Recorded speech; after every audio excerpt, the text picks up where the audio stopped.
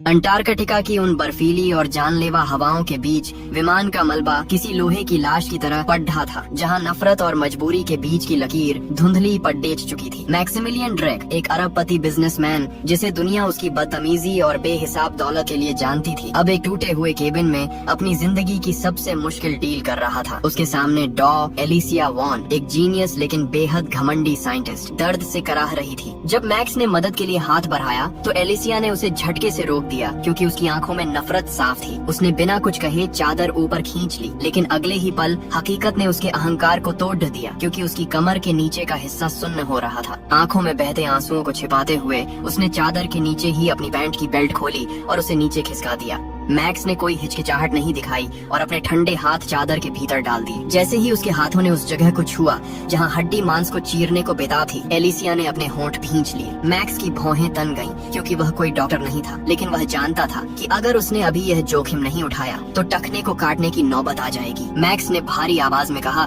कि तैयार हो जाओ एलिसिया, ये नरक जैसा दर्द देने वाला है। उसने हड्डी को सही जगह पर बिठाने के लिए एक जोरदार झटका दिया और हड्डियों के आपस में रगड़ने की वह भयावह आवाज केबिन में गूंज उठी। एलिसिया के मुंह से चीख निकलने ही वाली थी कि उसने अपनी मुट्ठियां कस लीं और अगले ही पल वह बेहोश हो गई। जब एलिसिया की आंख खुली तो हड्डी अपनी जगह पर लौट आई थी, लेकिन अब एक ऐसी समस्या सामने थी जिसने उसके सारे गौरव को मिट्टी में मिला दिया। उसने ऊपर की बर्थ पर सो रहे मैक्स को जगाने के लिए बिस्तर थपथपाया और हकलाते हुए कहा कि मुझे शौच जाना है। मैक्स, जो कुछ देर पहले तक आसमान में उससे एक सीट के लिए झगड़ रहा था, अब उसकी जिंदगी का इकलौता सहारा था। एलिसिया ने कभी सपने में भी नहीं सोचा था कि जिस इंसान को वह दौलत का भूखा भेड़िया समझती थी, वही उसे मौत के मुंह से बाहर निकालेगा और अंटार्कटिका का वह सफेद रेगिस्तान उनकी किस्मत को एक ऐसे धागे से बांध देगा जिसे तोड़ धरना नामुमकिन था। मैक्स ने बिस्तर के नीचे एक लोहे का पुराना बर्तन खिसकाया और एलिसिया की झेप मिटाने के लिए धीमी आवाज में कहा, परेशान मत हो, यहाँ हमारे सिवा कोई नहीं है, किसी को पता नहीं चलेगा। इतना कहकर वह बाहर निकल गया, जहाँ अंटार्कटिका की जानलेवा बर्फीली हवाओं ने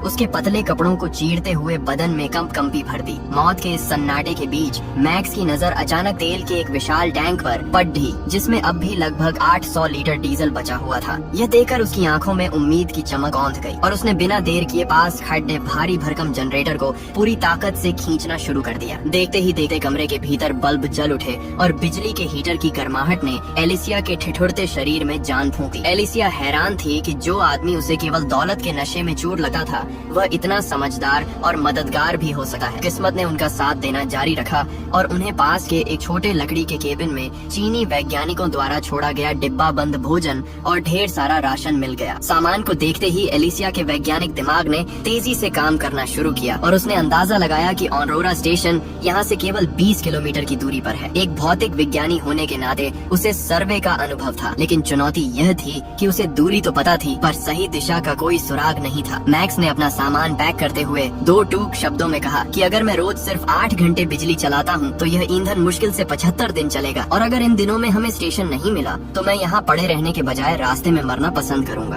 उनके पास अब सिर्फ पूर्व, उत्तर और दक्षिण की दिशाएं बची थीं, क्योंकि पश्चिम में समंदर था। मैक्स ने सूरज की तरफ देखकर पूर्व की ओर जाने का मन बनाया तो एलिसिया ने टोकते हुए समझाया कि अंटार्कटिका के इन दिनों में सूरज कभी अस्त नहीं होता, बल्कि आसमान में गोल घूमता रहता है और यहाँ सूरज दक्षिण से उगता है। मैक्स उसकी वैज्ञानिक बातों से चिढ़ गया और बोला कि तुम इतनी बातें मत बनाओ, वैसे भी मुझे यह सब समझ नहीं आ रहा और यहाँ का कंपास भी किसी काम का नहीं है। उसने अंत में उत्तर दिशा की ओर जाने का फैसला किया, क्योंकि किसी ज्योतिषी ने एक बार उससे कहा था कि उसकी किस्मत उत्तर में ही चमकेगी। रास्ते में मैक्स का उत्साह चरम पर था। वह इतना बेफिक्रे अंदाज में चल रहा था कि उसने रास्ते में पेंगुइन के साथ तस्वीरें भी खिंचवाई। उसे अंदाजा नहीं था कि यह खुशी जल्द ही भारी निराशा में बदलने वाली है। वह पेंगुइन से मजाक करते हुए बोला कि तुम मुझे क्या घूर रहे हो, सारा सोना तुम्हारे लिए छोड़ डेक दूंगा। लेकिन उसके इस बड़बोलेपन को जैसे कुदरत ने चुनौती दी। उसके शब्दों की गूंज और भारी कदमों के दबाव से पास का एक विशाल हिमशैल अचानक भयानक आवाज के साथ टूटकर बिखर गया, जिससे पूरी जमीन हिल उठी। हिमशैल के टूटने का मंजर ऐसा था मानो कुदरत उस आदमी को अपने साथ पाताल में ले जाना चाहती हो। मैक्स को तो अपनी साफ सफाई का भी वक्त नहीं मिला। उसने आज तक इतना क्रोधी हिमशैल कभी नहीं देखा था। वह बदहवासी में अपनी पैंट ऊपर खींचकर भागा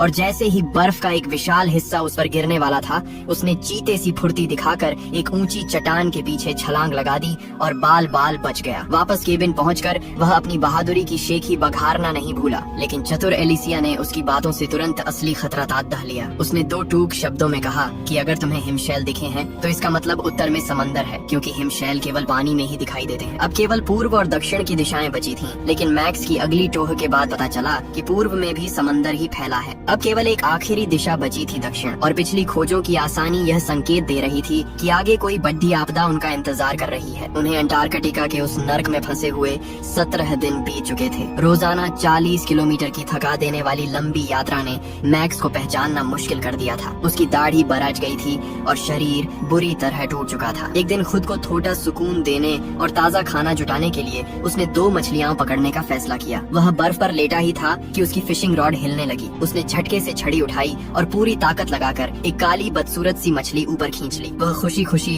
एलिसिया को अपनी कामयाबी दिखाने के लिए मुद्दा ही था कि अचानक उसके पैरों के नीचे की जमीन जोर से गड़गड़ाई। अगले ही पल बर्फ की एक कमजोर परत भरभरा कर टूट गई और मैक्स सीधे एक अंधेरी खाई में जा गिरा। जमीन पर गिरने की भयंकर चोट से मैक्स कुछ देर के लिए बेहोश हो गया। जब उसकी आंख खुली और उसने अपने सामने की अथाह खाई और बर्फीली दीवारों को देखा तो उसके पैर कांपने लगे। वह मौत के उस जबड़े से बाहर निकलने का रास्ता ढूंढने के लिए 2 दिनों तक पागलों की तरह भटकता रहा, लेकिन हर बार घूम फिर कर वह उसी जगह वापस लौट आता। वह जगह किसी जानलेवा भूल भुलैया जैसी थी जहाँ से निकलना नामुमकिन लग रहा था। गहरी निराशा में डूबकर उसने अपनी जिंदगी खत्म करने के बारे में सोचा, लेकिन तभी उसे केबिन में इंतजार कर रही एलिसिया का ख्याल आया। उसे याद आया कि एलिसिया ने उससे वादा किया था कि अगर वह नहीं लौटा तो वह भी इस दुनिया में अकेली नहीं रहेगी। उसके इसी प्यार और उम्मीद ने मैक्स को टूटने से बचा लिया। मैक्स ने अपनी बची कुची हिम्मत जुटाई और उस बेहद संकरी बर्फीली दरार के बीच से रेंगकर निकलने का फैसला किया। उसे उम्मीद थी कि इस अंधेरी सुरंग के उस पार जिंदगी होगी, लेकिन उसके भारी भरकम बर्फीले कपड़े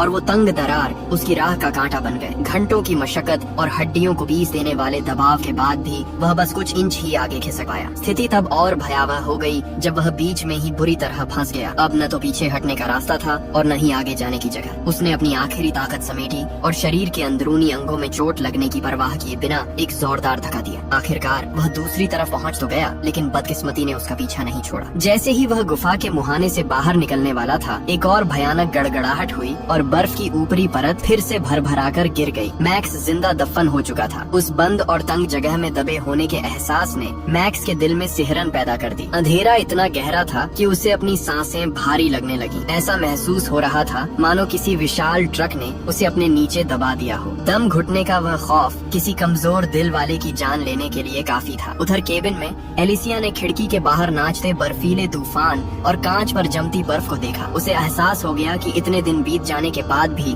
अगर मैक्स नहीं लौटा है तो जरूर कोई अनहोनी हो गई है। यह सोचते ही उसकी आंखों से आंसू बह निकले। मुसीबत यहीं खत्म नहीं हुई। तेज हवाओं के थपेड़ों से जनरेटर में शॉर्ट सर्किट हो गया और बिजली गुल हो गई। हीटर बंद होते ही कमरा किसी बर्फीले ताबूत में तब्दील होने लगा। एलिसिया के पास अब कोई चारा नहीं था। अपनी घायल और अधूरी ठीक हुई टांग को घसीटते हुए वह दर्द से चीखते हुए रेंगकर जनरेटर तक पहुंची। उसने कांपते हाथों से उसे शुरू करने के लिए रस्सी खींची, लेकिन वह पुरानी रस्सी टूटकर उसके हाथ में आ गई। बेबसी और अकेलेपन के उस चरम पर वह जमीन पर गिर पड़ी। पास ही पड़े ढे एक डिब्बे के नुकीले ढक्कन को देकर उसने अपनी नस काटने का फैसला कर लिया। उसने कसम खाई थी कि वह मैक्स को यमलोक में भी अकेला नहीं छोड़ देगी, लेकिन उसे इस बात का अंदाजा नहीं था कि बर्फ की परतों के नीचे दबा वह जिद्दी आदमी अभी भी अपनी आखिरी सांस तक मौत से लड़ रहा था और सफलता पूर्वक बाहर निकलने ही वाला था। मैक्स को अच्छी तरह पता था कि इतने दिनों तक उसके न लौटने की वजह से एलिसिया का कलेजा मुंह को आ गया होगा। वह बिना एक पल रुके पागलों की तरह भागता हुआ केबिन की तरफ बढ़ा। जैसे ही उसने कमरे में कदम रखा और वहाँ एलिसिया को नहीं पाया, उसका माथा ठनका। वह बदहवासी में बाहर की ओर भागा और वहाँ बर्फ पर बेहोश पड़ी एलिसिया को देखकर उसके पैरों तले जमीन खिसक गई। शुक्र था कि वह सही वक्त पर पहुँच गया था। उसकी धड़कनें अभी चल रही थीं। मैक्स ने उसे अपनी बाहों में भर लिया और रुआंसी आवाज में कहा, मैं एक बर्फीली दरार में गिर गया था एलिसिया, लेकिन देखो मैं वापस आ गया हूँ। हम जिंदा रहेंगे, हम हार नहीं मानेंगे। उस पल एलिसिया के दिल में जमी नफरत की आखिरी दीवार भी ढह गई। उसे एहसास हुआ कि यह तथाकथित घमंडी अमीर आदमी उसके लिए किसी फरिश्ते से कम नहीं था, जो हर बार मौत के मुंह से निकलकर उसके लिए कोई न कोई चमत्कार कर देता था। ठीक होने के बाद स्टेशन की तलाश का सिलसिला फिर शुरू हुआ। उन्हें इस सफेद नर्क में फंसे हुए 34 दिन बीत चुके थे, लेकिन किस्मत ने एक और खौफनाक चाल चली। बर्फ पर हफ्तों तक चलने और सूरज की तेज किरणों के सीधे संपर्क में रहने के कारण मैक्स स्नो ब्लाइंडनेस यानी बर्फ के अंधेपन का शिकार हो गया। अचानक उसकी आंखों के सामने सब कुछ धुंधला हो गया। वह आंखें तो खोल पा रहा था, था, लेकिन उसे कुछ मीटर दूर खड़ी दीदा केबिन भी दिखाई नहीं दे रहा था। वह डरते डरते कदम बढ़ा रहा था। उसे खौफ था कि कहीं यह सपाट बर्फ अचानक किसी गहरी खाई में न बदल जाए। अनजाने में वह घर से बिल्कुल उल्टी दिशा में जा रहा था। उसे लगा कि घर पास ही है। उसने अपनी आंखें फाड़ कर रास्ता देखने की कोशिश की, लेकिन सामने सिर्फ एक सफेद अंधेरा था। मैक्स के मन में पहली बार गहरा डर बैठ गया। घर न लौट पाने का डर, एलिसिया को हमेशा के लिए खो देने का डर। वह अपनी बेबसी पर चीख पड़ा और पूरे गले से उसने एलिसिया का नाम पुकारा। उसकी पुकार में दर्द, नाराजगी और उसे न छोड़ पाने का गहरा दुख साफ झलक रहा था। वह अंधेरे में ही बद्धे बद्धे कदम भरने लगा। उसे फर्क नहीं पड़ता था कि सामने कोई खाई है। बस एक बार वह एलिसिया की आवाज सुन लेना चाहता था। मैक्स की उस दिल दहला देने वाली आवाज ने केबिन के अंदर एलिसिया को चौंका दिया। उसे तुरंत एहसास हो गया कि मैक्स किसी बड़ी मुसीबत में है। अपने पैरों की चोट के बावजूद वह रेंगती हुई बाहर आई और पूरी ताकत से उसे जवाब देने लगी। आखिरकार आवाजों के सहारे मैक्स को अपनी प्यारी एलिसिया मिल गई। हफ्तों का जमा हुआ तनाव और दुख आंसुओं के रूप में बह निकला। मैक्स को लग रहा था कि वह हमेशा के लिए अंधा हो गया है, लेकिन असल में अंटार्कटिका की बर्फ सूरज की रोशनी का 95% हिस्सा परावर्तित करती है, जिससे आंखों की रोशनी कुछ समय के लिए चली जाती है। यह 2-3 दिनों का अस्थायी अंधापन था। जब उसे पता चला कि वह जल्द ठीक हो जाएगा, तो उसके शातिर दिमाग में एक शरारत सूझी। उसने सोचा कि क्यों न इस अंधेपन का नाटक करके एलिसिया की सेवा का आनंद लिया जाए, लेकिन उसे अंदाजा नहीं था कि वह कुछ ज्यादा ही उम्मीद कर रहा था। अपनी देखभाल के चक्कर में उसे अपनी चोटिल टांग के बावजूद एलिसिया के नहाने के लिए बर्फ पिघलाकर पानी गर्म करना पड़े था। मैक्स का अंधेपन का नाटक उसे भारी पड़े गया। सेवा का आनंद लेने के बजाय उसे कड़ी ढाके की ठंड में एलिसिया के लिए नहाने का पानी गर्म करना पड़ेगा, और आखिरकार उसे घर से बाहर ही निकाल दिया गया। दिन रात एक साथ बिताने के बाद उनके बीच एक अनकहा और गहरा लगाव पैदा हो गया था। आंखों को रोशनी से बचाने के लिए मैक्स ने पट्टी की जगह एलिसिया के अंतःवस्त्र ब्रा का इस्तेमाल किया, जिससे न केवल उसकी आंखों को आराम मिला, बल्कि उसने एक दार्शनिक कवि होने का ढोंग भी रचा। वह शेखी बघाड़ते हुए बोला, छाती जितनी बड्डी मंच उतना ही बद्दा। एलिसिया को पहले तो यह अजीब लगा, लेकिन जब उसने मैक्स को अपनी छाती की हड्डी की तरफ श्रद्धा से हाथ जोड़ते और घूरते हुए देखा, तो उसे लगा कि शायद मैक्स सच में बदल गया है। वह बेचारी यह नहीं जानती थी कि यह अमीर आदमी अभी भी नाटक करने में माहिर था। कुछ देर बाद बाहर निकलकर मैक्स ने एक सील मछली को ढूंढा और अपनी भावनाओं का अभ्यास करने लगा। वह सील के सामने घुटनों पर बैठकर पूछने लगा, क्या तुम मेरे साथ रहोगी? तभी पीछे से एलिसिया की आवाज आई, मजाक कर रहे हो क्या? दूसरी प्रजाति के साथ रोमांस। मैक्स ने मुस्कुराते हुए कहा, तुम हाँ कहोगी, है ना? एलिसिया हैरान थी कि यह आदमी इतना बेशर्म कैसे हो सकता है। मैक्स अपनी प्रेमिका के लिए कुछ खास स्वाद वाली मछली पकड़ते दाचने की तैयारी करने लगा, लेकिन तभी कुदरत ने एक और चाल चली। बर्फ की मोटी परत के नीचे से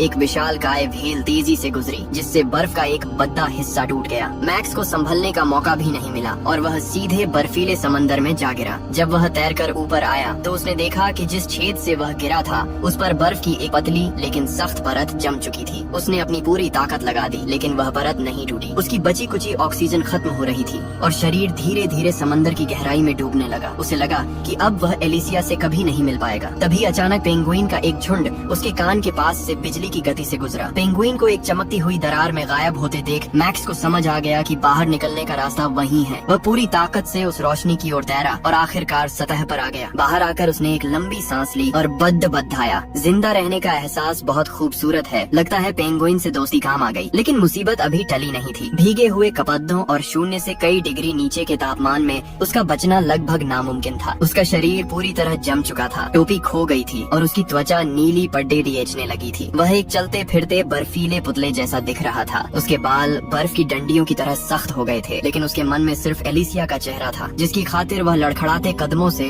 मौत को मात देकर आगे बढ़ता रहा। मैक्स ने जैसे ही झोपड़ी की दहलीज पार की, वह एलिसिया के कदमों में बेहोश होकर गिर पड़ा। एलिसिया ने बिना एक पल गंवाए उसके जमे हुए कपड़े उतारे और देखा कि मैक्स का शरीर नीला पड्डी डिएच चुका था। वह मौत के बेहद करीब था। अपनी हिचकिचाहट और वैज्ञानिक तर्क को किनारे रखकर एलिसिया ने खुद को निर्वस्त्र किया और मैक्स के ठंडे शरीर से लिपट गई। अपने शरीर की अंतिम गर्माहट को उसने मैक्स में फूंक दिया। ये केवल एहसान नहीं था, बल्कि उन बर्फीले दिनों में पनपा एक ऐसा एहसास था जिसे शब्दों की जरूरत नहीं थी। जब मैक्स की आंखें खुली तो एक दूसरे को उस हालत में देखकर और एलिसिया के इस आत्म बलिदान को महसूस कर उसने तय कर लिया कि वह इस औरत के लिए अपनी जान भी दे देगा। अगले कुछ दिन किसी खूबसूरत सपने जैसे थे। मैक्स को एलिसिया के जूते फिट नहीं आए तो उसने अपने पुराने साथी के जूते पहन लिए। एक दोपहर जब वे खाना खा रहे थे। अचानक दरवाजे पर किसी ने दस्तक दी। अंटार्कटिका के उस वीराने में किसी का आना मुमकिन नहीं था। दरवाजा खोला तो वहाँ एक मासूम पेंगुइन खड़खड़ा था। मैक्स उसे डिनर बनाने पर अड्डा था, लेकिन एलिसिया की ममता जाग उठी। अंत में मैक्स को हार माननी पड़ी और उन्होंने उस पेंगुइन का नाम छोटा मोटा रख दिया। वे एक परिवार की तरह स्कीइंग करते और खाना बांटते, लेकिन यह खुशी लंबे समय तक नहीं टिकी। एक दिन मैक्स को बाहर एक अजीब पत्थर जैसा दिखने वाला टुकत्था मिला। उसे लगा कि यह कोई दुर्लभ उल्का पिंड है। उसने उसे छक्कर भी देखा, लेकिन जब एलिसिया ने उसे सूंघा तो सच सामने आया। वह असल में किसी इंसान का पुराना मल था। इसका मतलब साफ था कि ऑरोरा स्टेशन बिल्कुल करीब था। पर इस खुशी पर ग्रहण तब लगा जब एलिसिया की नाक से खून बहने लगा। उसे स्कर्वी हो गया था और बिना ताजी सब्जियों या विटामिन सी के उसकी मौत तय थी। विनाश करीब था। डीजल खत्म हो गया, हीटर ठंडे पड़ी डीएच गए और अंटार्कटिका की लंबी काली रात शुरू होने वाली थी। मौत को करीब देख मैक्स ने घुटनों पर बैठकर एलिसिया को शादी के लिए प्रपोज किया। वह हार मानने को तैयार नहीं था। अपने पैरों की गल चुकी उंगलियों के दर्द को सहते हुए वह फिर से बर्फीले तूफान में निकल बदला। भूख और प्यास से टूटकर जब वह बर्फ पर गिरा तो उसे सामने एक दिशा सूचक दिखाई दिया। रेंगते हुए वह वहाँ पहुँचा तो उसकी आंखों में आंसू आ गए। सामने ऑरोरा स्टेशन की इमारतें खददही थी। उसने अपनी पूरी ताकत लगाकर एक लोहे के ड्रम को पत्थर से खटखटाना शुरू किया। खटखटाते खटखटाते उसके हाथ जवाब दे गए थे। तभी नारंगी सूट पहने बचाव कर्मियों का दल उसकी ओर भागा। वह बच गया था, लेकिन उसका दिल अपनी झोपड़ी में था। वह बचाव दल को लेकर पागलों की तरह वापस भागा, लेकिन तभी एक भयानक भूस्खलन हुआ और उनकी वह छोटी सी झोपड़ी पल भर में बर्फ के टुकड़ों में बिखर गई। मैक्स का दिल डूब गया। उसे लगा उसने एलिसिया को खो दिया है। आधी रात को जब आसमान में रंगीन ऑरोरा की रोशनी चमक रही थी, मैक्स को अचानक एक पुरानी बात याद आई। उसने स्नोमोबाइल दौड़ ढाई और एक गहरे बर्फीले गड्ढे के पास पहुंचा। वहाँ एलिसिया शांति से लेटी हुई थी। उसने एक बार कहा था कि उसे यह जगह बहुत पसंद है। मैक्स ने उसे अपनी बाहों में उठा लिया। अंटार्कटिका का वह सफेद रेगिस्तान आज हार गया था और उनकी मोहब्बत जीत गई थी। प्रेम ने हर बाधा पर विजय प्राप्त की थी और अब उनकी जिंदगी को उस बर्फीली दुनिया से बाहर निकलकर शानदार ढंग से खिलना था।